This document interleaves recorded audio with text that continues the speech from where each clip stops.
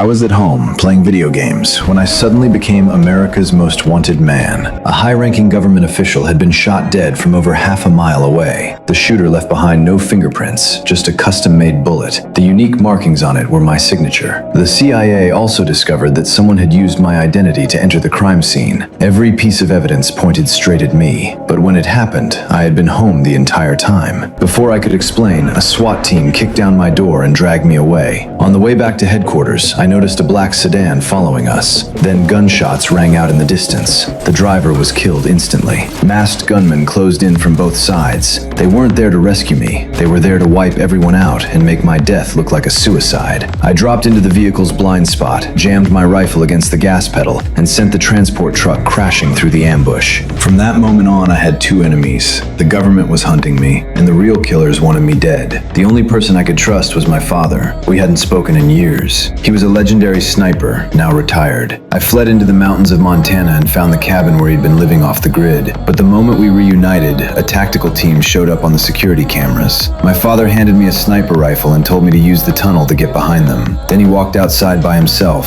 pretending to surrender. Just as the soldiers started moving in, a single shot echoed through the trees. One of them dropped instantly. It wasn't me. A third sniper had opened fire. Hidden deep in the woods, he picked off one soldier after another. My father rushed back inside and used a mirror to watch the enemy's movements. One Special Forces soldier slowly changed positions, trying to locate the sniper. Before I could line up my shot, someone else cleared the battlefield for us. I immediately ran toward a tree stand and climbed up. Peeking through the cracks in the wood, I scanned the forest. My father never took his eyes off the window. I couldn't risk firing first. The second I exposed myself, that sniper would kill me. The three of us were aiming at each other from different positions across the forest. The first one to lose patience would be the first to die. Then, the sniper suddenly switched targets. He fired at a wounded soldier's rifle. The weapon accidentally discharged, drawing both my attention and my father's. By the time I realized what had happened, the sniper was gone. I took off after him, but it was a trap. He'd already relocated to higher ground.